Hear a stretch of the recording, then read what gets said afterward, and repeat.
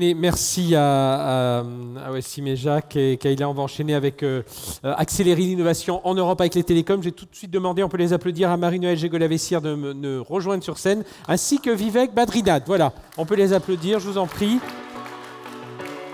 Bienvenue. Alors, voilà, tout ce dont on parle, évidemment, il faut de l'infrastructure derrière, il faut des télécoms. Aujourd'hui, en 2023, c'est plus de 60% des foyers européens sont connectés à la fibre.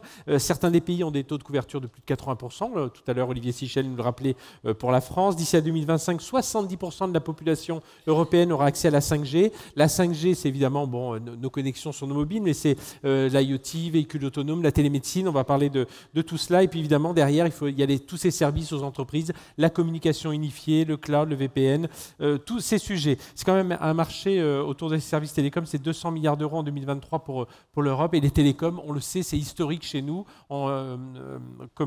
François en a parlé en ouverture. Voilà, on est quand même le berceau des télécoms en Europe. Vivek, un mot sur la 5G. Où est-ce qu'on en est aujourd'hui? Puis parlons justement aussi de la 5G industrielle. Merci Frédéric. Oui. Effectivement, la 5G se développe, mais je crois qu'il faut être quand même assez conscient du fait qu'en Europe, on est un peu en retard. En quelques chiffres, on est à 30% de déploiement de la 5G. Tout le monde n'est pas... c'est pas encore le déclin. Il y a quelques acteurs qui sont un peu devant, et heureusement, il y a un acteur à côté de moi. Mais quand même, quand on regarde Corée, US, Japon, Chine, on est dans tous les cas au-dessus de 50% de déploiement de la 5G. Un chiffre... Et on a à peu près 100 stations 5G pour 100 000 habitants en Europe. C'est 6 fois plus en Chine. Alors, c'est lié aussi au spectre, donc je ne vais pas vous faire la démonstration de pourquoi ça devrait être plus. Mais quand même, je crois que là, on est face à un déficit d'investissement. Il faut encore à peu près 200 milliards d'euros pour l'Europe dans son ensemble, pour atteindre les objectifs de la décennie digitale de l'Union européenne, pour 2030. Donc, et je parlais de la 5G et de la 5G industrielle. Et alors, la 5G industrielle, c'est un peu plus grave. Ouais. Pourquoi? Parce qu'en fait, on est face à un mécanisme de poulet d'œuf. Un certain nombre des promesses, il y a un certain nombre de promesses de la 5G qui ont été remplies, hein, en termes de débit, en termes d'efficacité spectrale, en termes d'efficacité énergétique. La 5G, c'est un progrès. C'est un progrès par rapport à la 4G. C'est mieux pour transporter des octets dans les téléphones des particuliers. Mais une grosse partie de la promesse était la partie industrielle et elle repose sur d'autres fonctions.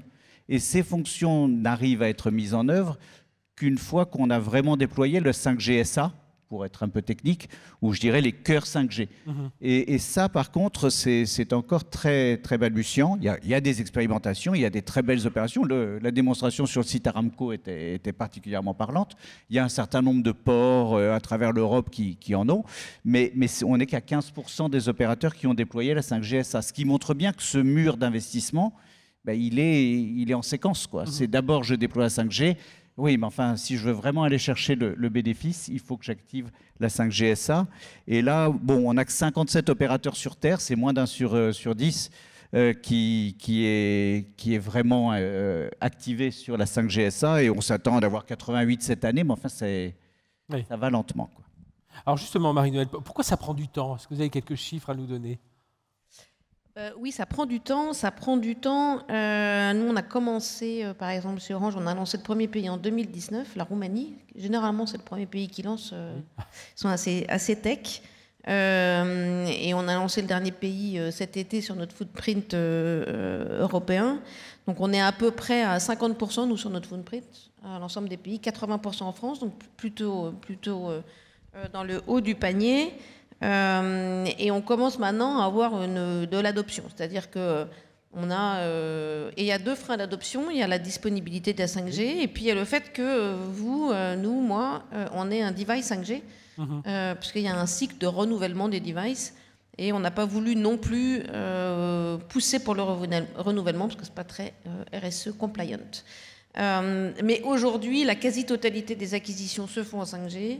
90% des devices sont 5G. Et donc la pénétration, entre guillemets, dans la base client va être de plus en plus rapide. Quelque part, c'est aux industriels hors télécom à développer des services. Je parlais de télémédecine, de véhicules autonomes, voilà, de navigation. Aujourd'hui, Vivek le disait, sur la partie grand client, grand public, en fait, on n'a pas véritablement de service qui soit différenciant. Oui. Donc on va apporter de l'efficacité, on va apporter de la vitesse, on va apporter de la latence.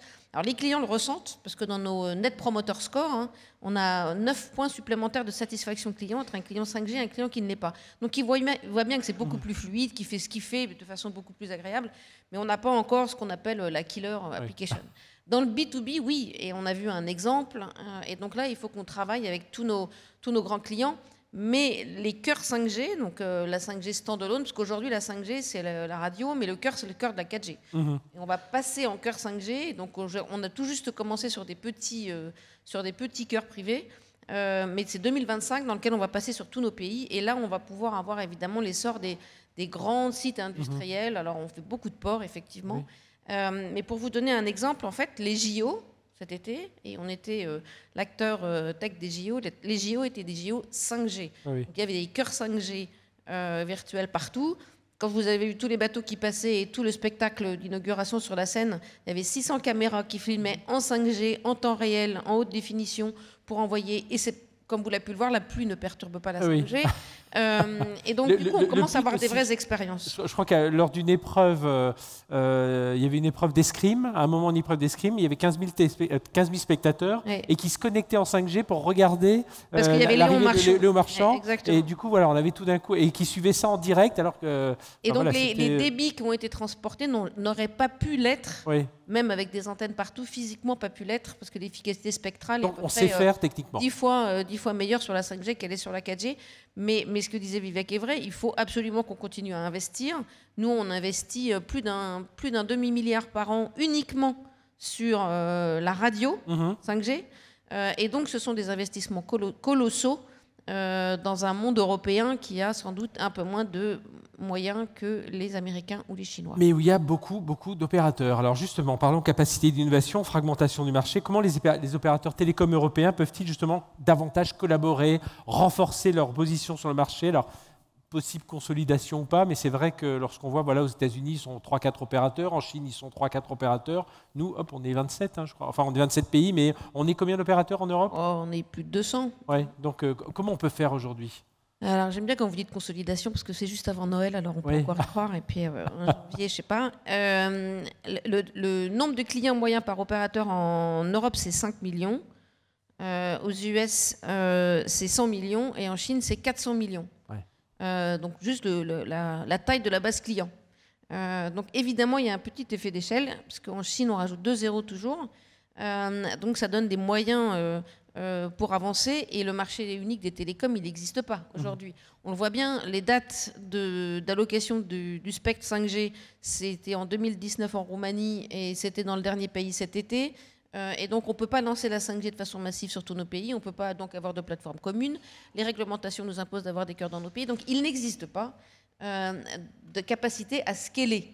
Et on sait que l'effet d'échelle, il est quand même super important si on veut investir. Alors, le rapport Draghi, le rapport l'État, tout ça, ça va vraiment dans le bon sens. Mais pour l'instant, ce sont des rapports. Donc, il faut qu'on regarde comment on est capable d'avancer et de faire les choses ensemble. Alors, ça ne nous empêche pas d'avancer parce qu'on peut collaborer entre nous. Donc, la première chose, c'est la consolidation. Donc, la consolidation in-market qui avance. Donc, nous, on a participé beaucoup. On crée le leader en volume du marché espagnol avec MasOrange. On fait de la consolidation en achetant vous en Belgique et on est en train d'intégrer. On a fait de la consolidation en achetant l'acteur fixe en Roumanie et on est en train d'intégrer. Donc, on est un acteur très pushy sur la partie consolidation in-market. La consolidation cross-border aujourd'hui, c'est difficile d'en libérer les synergies justement parce qu'on ne peut pas plateformiser et que c'est toute la question qu'il faut qu'on se pose. Mais on plateformise aussi parce qu'on fait du RAN sharing, c'est-à-dire que nous, on est 100% avec Proximus en Belgique, 100% avec Deutsche Telekom en Pologne, 100% avec Vodafone en Roumanie, parce qu'on n'est plus capable de faire nos réseaux tout seul. Donc on fait quand même de la consolidation via les infrastructures, et honnêtement, ça fonctionne bien. Et puis, on a beaucoup l'habitude de standardiser, de travailler ensemble sur la partie tech. On parlait de la 5G, de la 6G, de la standardisation. On fait tous partie de ces organes de standardisation. On avait un peu moins l'habitude, on a moins l'habitude, Telco, de collaborer et de standardiser sur les API. Parce que c'est la partie business, et on a le sentiment qu'en fait, quand on va toucher la partie business, on va toucher notre capacité à être compétitifs les uns par rapport aux autres. Et ça, c'est faux. Donc, il faut absolument que massivement, on fasse des API pour nos networks, qu'on transforme nos networks en plateforme, qu'on expose des API. Et puis après, c'est le plus rapide et le plus efficace, et celui qui a la meilleure customer experience qui réussira sur le marché. Mais ça, c'est absolument mandatory, et c'est moins dans notre ADN, donc il faut vraiment qu'on pousse. Oui, par contre, ça l'est beaucoup plus dans certains acteurs, alors je vais les appeler les acteurs du web, voilà, d'une façon générale, Vivek, mais justement, comment on peut remonter dans cette chaîne de valeur? Alors, il y a des initiatives comme les Open Gateway, justement pour être plus concurrents, parce qu'il y a aussi cette pression forte de ces grandes plateformes américaines, notamment. Absolument. Je crois que, par rapport à ce que disait Marie-Noëlle, je crois que la collaboration entre opérateurs, elle est devenue nécessaire. Un chiffre simplement US versus Europe. Les revenus par client, c'est un quart en Europe par rapport aux US. Et les investissements par client, c'est la moitié. Donc c'est plutôt valeureux quand même. Enfin, les opérateurs européens investissent plus par client que les opérateurs américains. Mais bon, il y a un moment, ça ne marche plus, quoi. Donc, de toute façon, toute cette philosophie d'écosystème, elle est indispensable au niveau équipement, réseau, partage de réseau, partage d'infrastructures, de tours, éviter de construire 2 fois la même chose. Mais au-delà, il y a un sujet autour de la relation dans l'écosystème. Ouais. Aujourd'hui, 70% du trafic d'aujourd'hui, avant l'IA, avant le développement, je dirais, massif de l'IA, on commence à voir l'IA peser de plus en plus dans les applications importantes sur les réseaux, mais ce n'est que le début cette année. Jusqu'à maintenant, c'était plutôt du streaming ou les acteurs du web. 70% viennent de 5 marques, ou de 5 groupes, 5 plateformes. Donc, ces acteurs ont le choix. Ils peuvent décider de prendre en compte les réseaux ou de ne pas les prendre en compte. Ils peuvent se dire, finalement, je ne vais pas me prendre la tête à savoir si le réseau a tel débit ou telle latence, je vais mettre ça dans le client. L'autre exemple, c'est ce que nous a montré Wassim tout à l'heure.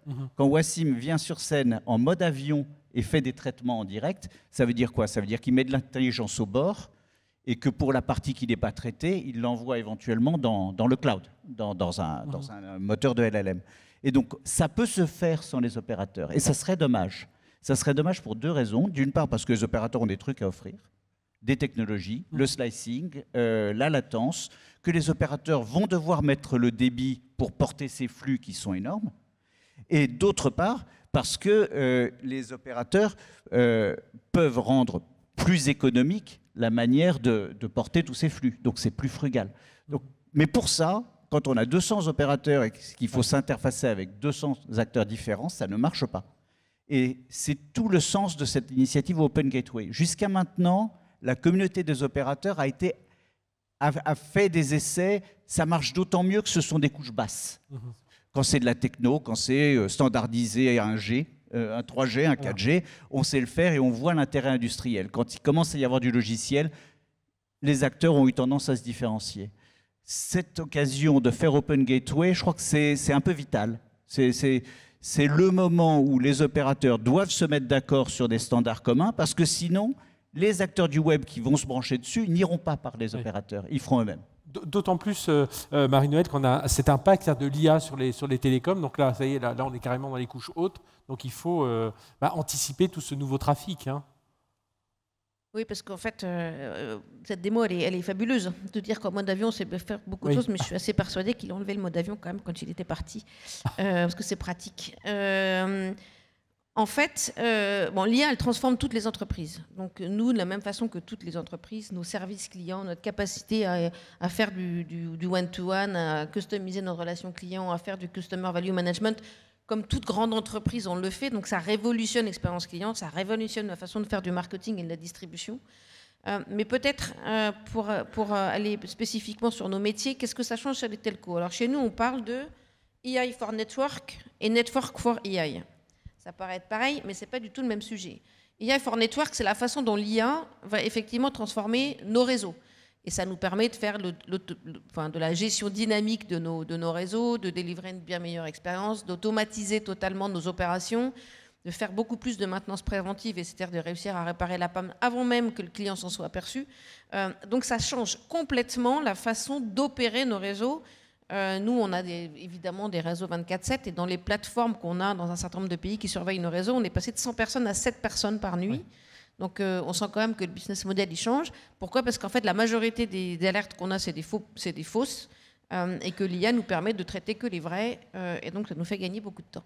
Donc ça c'est comment l'IA transforme nos réseaux. Et la question qu'on se pose aussi c'est comment nos réseaux se transforment. De quel réseau on a besoin pour l'IA. Donc c'est les networks pour l'IA. Bon jusqu'ici c'est pas encore énorme. On sent quand même que ça va quand même transformer la façon dont on doit transformer nos réseaux, adapter nos réseaux. Donc aujourd'hui, il y a quelques applications d'IA, mais il n'y en a pas encore beaucoup. Néanmoins, on a vu pour la première fois Character.ai, donc la première application d'IA qui est montée dans les top 5 applications dont parlait Vivek à l'instant. Après, un truc qui commence par un N et un autre qui commence par un T. Oui. Et donc, du coup, ça veut dire que les chiffres ne sont pas très précis, mais on se dit que l'IA pourrait doubler la quantité de data qu'il y a sur nos réseaux et changer profondément la façon dont la symétrie existe. Aujourd'hui, on a des réseaux qui sont très asymétriques. L'IA pourrait... du coup, envoyer une demande beaucoup plus symétrique. Et donc, il faut que nous, on regarde comment on adapte massivement nos réseaux avec le edge, avec cette symétrie, avec des volumes qui sont beaucoup plus grands et avec une latence qui est complètement différente. Et là, il faut qu'on y travaille vraiment. Il faut aussi qu'au niveau régulatory, on puisse embarquer des grands acteurs parce qu'en fait, nous, on ne va pas pouvoir doubler la capacité de nos réseaux pour le bonheur de nos clients, mais il faut qu'on regarde tous, et si le fair share est un sujet qui est sans doute derrière nous et auquel il faut qu'on travaille différemment, je pense que sur l'IA, il faut qu'on travaille avec l'écosystème pour regarder comment faire. Question de nos panels, je crois qu'il y a une question, voilà, là-bas, Patrick. Oui, bonjour Vivek, bonjour Marie-Noëlle, Patrick Bergogneau, CIRPAC. Le Graal des opérateurs a longtemps été, depuis une vingtaine d'années, la voix sur IP et le très haut débit. Alors sur le fixe, c'était triple play, quadruple play. Sur le mobile, c'est 4G, 5G, bientôt 6G. Pas très vite la 6G. On n'est pas pressé. Bientôt. Émerge depuis quelque temps une nouvelle génération d'acteurs de services à valeur ajoutée, on vous en avait parlé, qui utilisent ces supports avec le succès qu'on leur connaît. Sont-ce des concurrents, sont-ce des partenaires? Et voilà ma question, c'est vous, selon vous, que sont-ils? Comment les percevez-vous? Alors les acteurs dont vous parlez, c'est les grandes plateformes? Tous ces acteurs, oui, qui apportent de la valeur ajoutée, beaucoup de valeur ajoutée sur les réseaux, les grandes plateformes entre autres, et puis d'autres qui émergent. C'est par définition des partenaires. En tout cas, on fait partie d'un écosystème. Ils sont incapables de délivrer quoi que ce soit à leurs clients si on n'est pas là. Et nous, on rêve de faire bénéficier nos clients de tous ces possibles. Et donc, je pense qu'il n'y a pas d'opposition entre nous. Il faut qu'on arrive à travailler pour regarder comment, ensemble, on est aussi plus responsable et on est capable de construire un monde qui fonctionne, qui nous donne, nous, quand même, la capacité à investir, et on continuera à investir, bien sûr, et qui leur permet, eux, en travaillant avec nous, de regarder comment ils ont des réseaux qui leur permettent d'être optimales, entre guillemets. C'est arrivé, si on reprend l'exemple du Covid, par exemple, on avait un problème de saturation de plateforme pendant le Covid parce que les débits augmentaient beaucoup. Alors, pas du tout les débits mobiles parce que les gens ils étaient immobiles. Hein. Donc nos réseaux mobiles ils étaient plutôt vides. Les gens ils nous disaient est-ce que les réseaux mobiles ils tiennent? Ben oui, les réseaux mobiles ils tiennent parce que les gens ils sont immobiles. Donc ça se passe bien. Mais par contre les réseaux fixes, ils avaient plus de difficultés parce que tout le monde était à la maison. Et by the way, le moment du pic, c'est même tout le monde à la maison. Le moment du pic, c'est le film de 21h. Et là, on a demandé à toutes les plateformes si c'était possible de réduire la qualité de la data, la compression de la donnée. Et un soir, à minuit, on a baissé. Et donc, on a baissé le trafic français de 30% en 2 minutes. Voilà. Personne s'en est aperçu, quand même. Parce qu'en fait, il faut aussi qu'on travaille avec eux. Eux, si tu veux, c'est open bar. Donc, il n'y a pas de raison de compresser la donnée, il n'y a pas de raison d'optimiser les choses. Et donc, c'est ça qu'on est en train de faire aussi avec eux. Il y a beaucoup, beaucoup de choses à faire, indépendamment de sujets qu'on peut traiter à Bruxelles ou ailleurs, pour que techniquement, on arrive à être beaucoup plus efficient. Parce qu'à un moment donné, c'est l'efficacité globale qui fait que tout le monde va mieux. En même temps, sur des sujets comme l'IA, il faut qu'on regarde qu'est-ce que ça veut dire en termes de business model tous ensemble, parce que je ne pense pas qu'on sera capable de tout supporter et d'aller suffisamment vite, comme vous le disiez, pour battre les US et la Chine. Vivek, réponse rapide? Oui, très rapidement. J'ai fini par trouver le mot en biologie qui décrit notre relation avec les plateformes en tant qu'opérateur. C'est le mutualisme. Et en fait, on a besoin l'un de l'autre. Et on n'existe pas sans l'autre. S'il n'y a pas de contenu, il n'y a pas besoin de donner 1 gigabit à chaque maison. Ça ne sert à rien. On peut rester à 64 kilobits et la vie sera belle. Donc je crois qu'on a ce besoin mutuel. Je crois qu'il faut l'accepter comme tel. Il faut y mettre de l'équité. C'est-à-dire qu'il ne faut pas que le mutualisme se transforme en parasitisme. Ça, je crois que c'est bien de ça qu'il s'agit. D'où les débats qu'il y a eu sur le fair share, d'où le besoin de gérer les réseaux ensemble. Mais je crois que sur le fond, le monde d'aujourd'hui, avec cet impératif de frugalité, avec le fait que les télécoms représentent 0,8% de la consommation énergétique mondiale, et d'ores et déjà, les data centers sont en passe de dépasser ce 0,8% de la consommation électrique mondiale. Si les deux métiers ne travaillent pas ensemble, si les deux côtés ne travaillent pas ensemble, on va finir par avoir un vrai sujet. Donc je crois que l'époque n'est plus à l'open bar où on se dit... J'envoie, les réseaux s'adapteront parce qu'ils sont riches et qu'ils ont du capital. On est dans une logique de dialogue et d'échange mutuel. Et je crois que c'est ce qui s'est vu sur la vidéo, c'est ce qui se verra à nouveau, urgemment, sur l'IA. Alors, question rapide de Yannick et réponse rapide pour vous pour qu'on reste dans les temps. Ouais, une question assez rapide. Alors, elle pourra être traitée peut-être un peu plus tard au café parce la réponse peut être assez longue. C'est pas le but. On a parlé du réseau à l'instant, de sa nécessité. Sans réseau, il n'y a plus de service. On a parlé des investissements extrêmement importants qui sont faits aujourd'hui sur le réseau. Et pourtant, il semble que le réseau ne soit plus un différenciateur. Et donc ma question, elle est finalement, si le réseau n'est pas un différenciateur, qu'est-ce qui est le différenciateur pour l'opérateur télécom? Alors ça dépend qu'est-ce qu'on appelle le réseau. Si vous dites que le morceau de fibre qu'il y a quelque part, non, c'est pas un différenciateur. Ce qui est très clairement un différenciateur, c'est l'expérience client qu'on est capable de mener end-to-end. Et nos sujets, je vous en ai parlé là, notre obsession, c'est le NPS, le Net Promoter Score, c'est-à-dire la capacité pour le client, alors à chez lui avoir une fibre, mais ça suffit pas parce qu'en fait ce qu'il veut lui c'est avoir du débit chez lui et donc être capable d'avoir des répéteurs qui sont installés au bon endroit, d'avoir de la connectivité qui fonctionne toujours, d'avoir après de la valeur ajoutée parce que l'idée c'est bien d'apporter de la valeur ajoutée quand une famille a des ados, d'être capable de en responsabilité, en confiance, d'avoir des systèmes, d'ailleurs natifs du réseau, ce qu'on va commencer à faire de plus en plus, qui permet de gérer les applicatifs pour les 5-10 ans, les 10-15 ans, de gérer le temps. En fait, il y a énormément de choses à faire. Donc oui, la standardisation, ça a toujours été notre ADN. Toujours, on parlait de voix sur épée. La standardisation, est-ce que ça tue l'innovation et la préférence client? Non. Et donc, très clairement, il faut qu'on standardise. On l'a fait beaucoup en tech. Il faut qu'on le fasse beaucoup plus sur la partie service parce que ça va justement nous permettre d'innover. Merci. On aurait pu encore parler des axes d'innovation sur l'industrie de confiance, l'environnement, la cyber. C'était beaucoup de sujets. Il y a encore cette question, mais là, le temps est un peu court. On peut remercier nos deux intervenants. Merci au panel.